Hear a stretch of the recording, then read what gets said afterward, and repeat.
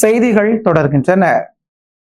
சேலம் மேற்கு சட்டமன்ற தொகுதிக்கு உட்பட்ட பள்ளப்பட்டி பகுதியில் தனது அணி வேட்பாளரை ஆதரித்து பாட்டாளி மக்கள் கட்சியின் நிறுவனர் மருத்துவர் ராமதாஸ் நேற்று தீவிர பிரச்சாரத்தில் ஈடுபட்டார். அப்பொழுது வாகனத்தில் நின்றபடி மக்களிடையே உரையாற்றிய அவர் தனது உரையை முடித்துவிட்டு வாகனத்திலிருந்து கீழே இறங்கி காரில் ஏற முயன்ற பொழுது எதிர்பாராத விதமாக மயங்கி கீழே சரிந்தார். இதனை கண்டு பதறிப்போன அவரது மெய்காப்பாளர்களும் கட்சி நிர்வாகிகளும் உடனடியாக அவரை தாங்கி பிடித்தனர். முதலுதவிக்கு பின்னர் அவர் சேலத்தில் உள்ள ஒரு தனியார் பல்நோக்கு மருத்துவமனைக்கு விரைவாக கொண்டு செல்லப்பட்டார். அங்குள்ள தீவிர சிகிச்சை பிரிவில் அனுமதிக்கப்பட்ட அவருக்கு இதய துடிப்பு மற்றும் இரத்த அழுத்தம் ஆகியவை சீராக இருக்கிறதா என மருத்துவ குழுவினர் ஆய்வு செய்தனர்.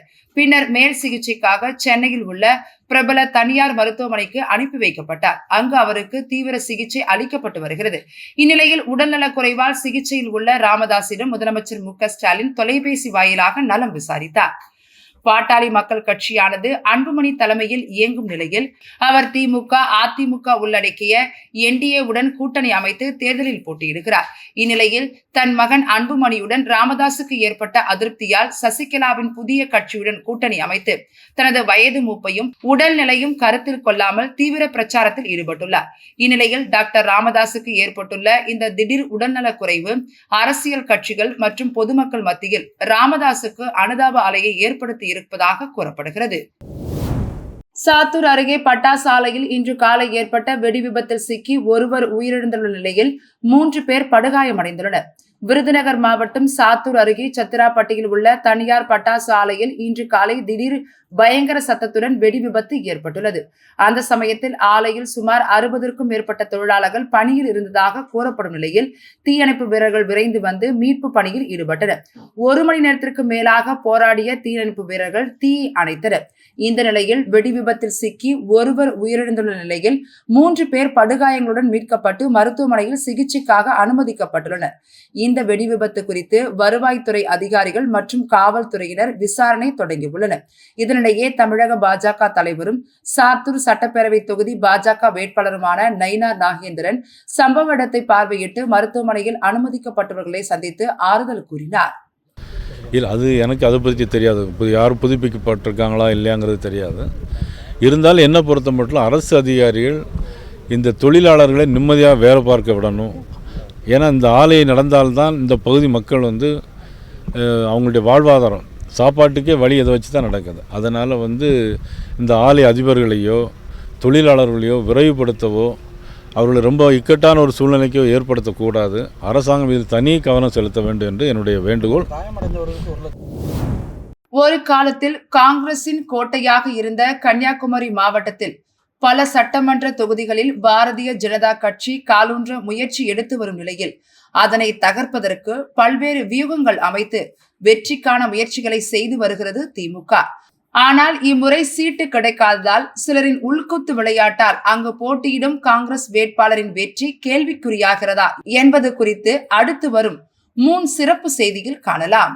3 நியூஸ் நேயர்களுக்கு வணக்கம். தமிழ்நாடு சட்டமன்ற தேர்தலை பொறுத்த வரைக்கும் ஒரு சில தொகுதிகள் இந்த தொகுதி அதிமுகவுக்கு தான், இந்த தொகுதி திமுகவுக்கு தான் அப்படின்றது எழுதப்படாத ஒரு விதியாவே இருக்குது. அப்படிப்பட்ட ஒரு தொகுதியில தங்களுடைய கூட்டணி கட்சி வேட்பாளரையே தோற்கடிக்கிறதுக்கான உள்ளடி வேலைகள்ல அந்த கட்சியை சார்ந்தவர்கள ஈடுபடுறாங்களாம். தமிழ்நாட்டுல திமுக, அதிமுக சில தொகுதிகள்ல ரொம்பவே வலுவா இருப்பாங்க. இந்த தொகுதிகள் எல்லாம் யார வேட்பாளரா நிறுத்தினாலும் அவங்க வெற்றி பெறுவாங்க. இதுதான் எழுதப்படாத விதியாவும் இருக்குது. குறிப்பிட்ட ஒரு தொகுதியில திமுக கூட்டணி தொடர்ந்து வெற்றி பெற்று வந்த ஒரு தொகுதியில இந்த முறை திமுக அங்க தோல்வி அடையும்னு சொல்றாங்க. இது என்ன அப்படின்றத இந்த சிறப்பு செய்தியில பார்க்கலாம். தமிழ்நாட்டின் கடைக்கோடியில் இருக்கக்கூடிய கன்னியாகுமரி மாவட்டத்தில் இருக்கக்கூடிய தொகுதி தான் விளவங்கோடு. இந்த தொகுதியில திமுக சார்பில் அல்லது காங்கிரஸ், கம்யூனிஸ்ட் கட்சிகள்ல இருந்து யாரு வேட்பாளரை நிறுத்தினாலும் அவங்க வெற்றி பெறுவாங்க. அதுதான் வரலாறாகவும் இருக்குது. 2011, 2016, 2021 சட்டமன்ற தேர்தலில் காங்கிரஸ் கட்சியை சேர்ந்தவங்க தான் அங்க வெற்றி பெற்றுட்டு இருந்தாங்க. அதனால இந்த முறையும் காங்கிரஸ் கட்சியை சேர்ந்த ஒருவருக்கு தான் அந்த தொகுதி திமுக கூட்டணியிலிருந்து ஒதுக்கப்பட்டது. விளவங்கோடு தொகுதியை இப்ப அமைச்சராக இருக்கக்கூடிய மனோ தங்கராஜ் தான் திமுக தலைமை கிட்ட கேட்டிருந்தாரு. ஆனா அவர் மேல கடந்த காலங்களில் வைக்கப்பட்ட குற்றச்சாட்டை கருத்தில் கொண்டு திமுக தலைவர் ஸ்டாலின் என்ன பண்ணிட்டாரு அப்படின்னு பாத்தீங்கன்னா அந்த தொகுதியை மனோ தங்கராஜுக்கு கொடுக்கல. அது மட்டும் இல்லைங்க, இந்த தேர்தலையும் திமுக சார்பில் அவருக்கு வாய்ப்பு வழங்கப்படவில்லை. சரி, திமுகவுக்கு தான் அந்த தொகுதியை கொடுக்கல, காங்கிரஸ் கூட்டணிக்கு ஒதுக்கிட்டீங்கல்ல, எனக்கு இந்த தொகுதியை கொடுங்க அப்படின்னு சொல்லி கன்னியாகுமரி மாவட்டத்தினுடைய மாவட்ட தலைவராக இருக்கக்கூடிய பினுலால் சிங் அப்படின்றவரு இந்த தொகுதியை கேட்டிருந்தாரு, வேட்புமனு தாக்கலும் செஞ்சிருந்தாரு. இவங்க 2 பேருக்குமே இந்த தொகுதியை ஒதுக்காம அங்கதான் ஒரு ட்விஸ்ட் வச்சாரு ஸ்டாலின். திமுக தனக்கு இந்த தொகுதியை ஒதுக்கலன்னு மனோ தங்கராஜும், காங்கிரஸ் கட்சிக்கு ஒதுக்கியும் தனக்கு இந்த தொகுதியை ஒதுக்கப்படலன்னு பினுலால் சிங்கும் சேர்ந்து என்ன பண்ண ஆரம்பிச்சிட்டாங்கன்னா உள்ளடி வேலையை தொடங்கிட்டாங்க. அதாவது திமுக சார்பில் பிரவீனுக்கு ஆதரவா யாரையுமே பிரச்சாரம் பண்ண விடாம மனோ தங்கராஜ் தடுக்கிறதாகவும், அதே மாதிரி பினுலால் சிங் என்ன பண்றாருன்னா காங்கிரஸ் கட்சியை சேர்ந்த நிர்வாகிகளை பிரச்சாரத்துல ஈடுபடாம தடுக்கிறதாகவும் சொல்லப்படுது. இவங்க 2 பேரும் கூட்டணி சேர்ந்து தங்கள் கட்சியில உள்ள நிர்வாகிகளை பிரச்சாரம் செய்யப்படாமல் தடுக்கிறது ஒரு பக்கம் இருந்தாலும், கம்யூனிஸ்ட் கட்சிகள், விசிக உட்பட மற்ற கட்சிகளையும் பிரச்சாரம் செய்ய விடாம தடுக்கிறதா சொல்றாங்க. தலைமையில இருந்து இவங்களுக்கு அங்க செலவு செய்யறதுக்காக கொடுக்கப்பட்ட பணத்தையும் மனோ தங்கராஜும் அந்த மாவட்ட தலைவர் பினுலால் சிங்கும் சேர்ந்துக்கிட்டு தங்களுக்கு ஆதரவா இருக்கக்கூடிய நிர்வாகிகள்கிட்ட கொடுத்து வேலையை செய்ய விடாம வச்சுட்டாங்களாம். இவங்க 2 பேரும் கூட்டணி சேர்ந்துட்டு விஜயதரணிக்கு ஆதரவா உள்ளடி வேலை பார்க்க ஆரம்பிச்சிட்டாங்க. எதிரிக்கு எதிரி நண்பன்னு சொல்ற மாதிரி மனோ தங்கராஜும் பினுலால் சிங்கும் ஒண்ணு சேர்ந்துக்கிட்டு காங்கிரஸ் கட்சியில இருந்து விலகி பாஜக இணைஞ்சாங்கல்ல விஜயதரணி, அவங்களுக்கு ஆதரவா செயல்படுவதாகவும், அவங்கள எப்படியாவது இந்த தேர்தல்ல வெற்றி பெற வைக்கணும் அப்படின்ற மோட்டிவோட செயல்படுவதாகவும் சொல்றாங்க. விளவங்கோடு தொகுதினாலே திமுக கூட்டணி கட்சிகளோட கோட்டை அப்படின்னு இருந்தத இந்த முறை திமுகவை சேர்ந்தவரும் கூட்டணி கட்சியான காங்கிரஸை சேர்ந்தவரும் தங்களுடைய வேட்பாளரை தோக்கடிச்சு அந்த கோட்டையை தகர்க்கிறதுக்கு பக்காவா பிளான் போட்டிருக்கிறதா சொல்றாங்க. என்ன நடக்கும் அப்படின்றத பொறுத்திருந்து பார்ப்போம். தமிழ்நாட்டின் பல்வேறு பகுதிகளில் நடைபெற்ற முக்கிய நிகழ்வுகளை உங்க ஊர் செய்திகள் பகுதியில் தற்போது சுருக்கமாக பார்க்கலாம். கடலூர் மாவட்டம் காட்டுமன்னார் கோயில் சட்டமன்ற தொகுதியில் திராவிட முன்னேற்ற கழகத்தின் தலைமையில் மதசார்பற்ற முற்போக்கு கூட்டணியில் விடுதலை சிறுத்தைகள் கட்சியின் சார்பில் போட்டியிடும் வேட்பாளர் இளைய ஜோதிமணி அவர்களுக்கு ஸ்ரீமுஷ்ணம் ஒன்றியத்திற்குட்பட்ட காளியாப்பட்டி கிராமத்தில் ஒன்றிய செயலாளர் சின்னையா சக்திவேல் தலைமையில் தெருமுனை பிரச்சாரம் நடைபெற்றது. அப்பொழுது பானை சின்னத்திற்கு வாக்கு கேட்டு பிரச்சாரம் மேற்கொள்ளப்பட்டது. இதில் மேலிட பொறுப்பாளர்கள் செல்லப்பன் நந்தன், மாவட்ட துணை செயலாளர் வீராசாமி, மாவட்ட செயற்குழு உறுப்பினர் ரவி, சந்தான கிருஷ்ணன், கட்சி ஊடக மைய அமைப்பு செயலாளர் குலப்பிரபு உள்ளிட்ட பலர் கலந்து கொண்டனர். கோவை மாவட்டம் சூலூர் சட்டமன்ற தொகுதிக்கு உட்பட்ட கண்ணம்பாளையம் வாரச்சந்தையில் தமிழக வெற்றி கழகத்தின் வேட்பாளர் சுகுமார் தீவிர வாக்கு சேகரிப்பில் ஈடுபட்டிருந்தார். அப்பொழுது வாரசந்தை என்பதால் கூட்டம் அலைமோதிய நிலையில் வேட்பாளர் பொதுமக்கள், காய்கறி வியாபாரிகளிடம் துண்டு பிரசுரங்களை வழங்கி ஆதரவு திரட்டினார். அப்பொழுது அங்கிருந்த பெண்மணி மற்றும் 2 பெண்களிடம் தனக்கு வாக்களிக்க வேண்டும் என்றும், தங்களது தலைவர் விஜய் ஆட்சிக்கு வந்தால் தமிழகம் மற்றும் பெண்கள் பாதுகாக்கப்படுவார்கள் என்று கூறினார். இதனை கேட்டு ஆத்திரமடைந்த பெண்மணி, உங்கள் தலைவர் விஜய் அவரது சொந்த குடும்பத்தினரையே சந்திப்பதில்லை, பேசுவதில்லை, தன் இரத்த உறவுகளையே பார்க்காத ஒருவர் எப்படி தமிழ்நாட்டு மக்களை பாதுகாப்பார் எனவும், அதேபோல் உங்கள் கட்சியில் இருக்கும் சிறு வயதுடையவர்கள் மற்ற கட்சியின் மூத்த நிர்வாகிகளை அசிங்கமாக பேசுவதை எப்படி ஏற்றுக்கொள்ள முடியும் என்று சரமாரியாக கேள்விகளை எழுப்பினார். இந்த வீடியோ தற்பொழுது சமூக வலைதளங்களில் வைரலாகி வருகிறது.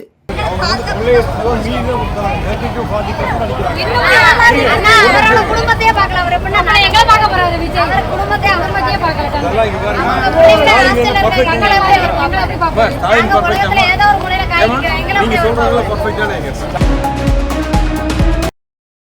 நாகை மாவட்டம் புதூர் பகுதியில் துணை முதலமைச்சர் உதயநிதி ஸ்டாலின் திமுக தலைமையிலான மதசார்பற்ற முற்போக்கு கூட்டணி வேட்பாளர்களுக்கு ஆதரவாக தீவிர பிரச்சாரத்தில் ஈடுபட்டார். அப்பொழுது பேசிய அவர், திமுக மீண்டும் ஆட்சி அமைத்தால் மகளிர் உரிமை தொகை ரூபாய் 2000 உயர்த்தி வழங்கப்படும், காலை உணவு திட்டம் விரிவுபடுத்தப்படும், 35 லட்சம் மாணவர்களுக்கு லேப்டாப் வழங்கப்படும் என்று உறுதியளித்தார். மேலும் நாகூர் மீன்பிடி துறைமுகம் விரிவாக்கம், நாகையில் சட்டக்கல்லூரி அமைப்பு உள்ளிட்ட கோரிக்கைகள் நிறைவேற்றப்படும் என கூறினார். மதுரை மாட்டுத்தாவணி அருகே தனியார் ஹோட்டலில் தமிழ்நாடு தவ்ஹீத் ஜமாத் சார்பாக ஜமாத்தின் தேர்தல் நிலைப்பாடு கூட்டம் நடைபெற்றது. அதனைத் தொடர்ந்து செய்தியாளர்களை சந்தித்த ஜமாத் தலைவர் அப்துல் ரஹீம், வரக்கூடிய சட்டமன்ற தேர்தலில் மதவாத சக்திகளோடு நேரடி கூட்டணி வைத்தவர்களுக்கும் மறைமுக கூட்டணி வைத்தவர்களுக்கும் மாபெரும் தோல்வியை தமிழக மக்கள் பரிசாக அளிக்க வேண்டும் எனவும், தேர்தல் ஆணையம் இன்னும் பாஜகவின் ஏவலாளியாக தான் செயல்படுவதாகவும் குற்றம் சாட்டினார். தூத்துக்குடியை சேர்ந்தவர் தமிழக வெற்றி கழகத்தின் நிர்வாகி அஜிதா ஆக்னர்.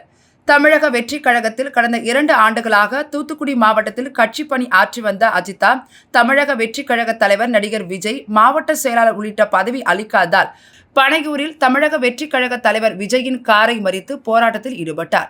தொடர்ந்து தமிழக வெற்றி கழகம் சார்பில் தூத்துக்குடி சட்டமன்ற தொகுதியில் போட்டியிட வாய்ப்பு கேட்டு வந்தார். ஆனால் தமிழக வெற்றி கழக தலைவர் விஜய் தூத்துக்குடி சட்டமன்ற தொகுதியில் அஜிதா ஆக்னலுக்கு போட்டியிட வாய்ப்பு அளிக்காமல் அவரது கல்லூரி நண்பர் ஸ்ரீநாத்திற்கு போட்டியிட வாய்ப்பு அளித்தார். இதன் காரணமாக தலைமை மீது அதிருப்தியில் இருந்த அஜிதா இன்று தூத்துக்குடி நாடாளுமன்ற உறுப்பினர் கனிமொழி எம்பி தலைமையில் அமைச்சர் ராதாகிருஷ்ணன் முன்னிலையில் அஜிதா மற்றும் 100க்கும் மேற்பட்ட தமிழக வெற்றி கழகத்தினர் தங்களை திமுகவில் இணைத்துக் கொண்டனர். புதுக்கோட்டை மாவட்டம் அறந்தாங்கி தொகுதி காங்கிரஸ் வேட்பாளர் ராமச்சந்திரன் ஆவுடையார் கோவில் தாலுகா ஏம்பல் அருகே உள்ள நல்லக்குடி போன்ற பகுதியில் தீவிர வாக்கு சேகரிப்பில் ஈடுபட்டார்.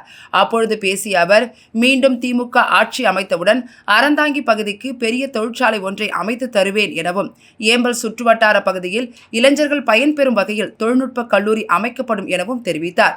இதில் திமுக கூட்டணி கட்சி நிர்வாகிகள் கலந்து கொண்டனர். சேலத்தில் தேமுதிக வேட்பாளரை ஆதரித்து தேமுதிக பொதுச் செயலாளர் பிரேமலதா விஜயகாந்த் பரப்புரையில் ஈடுபட்டார். அப்பொழுது செய்தியாளர்களை சந்தித்த அவர், தமிழகம் முழுவதும் மதசார்பற்ற வெற்றி கூட்டணிக்கு மக்கள் ஆதரவு அதிகரித்து வருகிறது எனவும், தமிழக முதல்வர் அறிவித்த தேர்தல் வாக்குறுதிதான் சூப்பர் ஸ்டாராக வலம் வருகிறது எனவும் தெரிவித்தார்.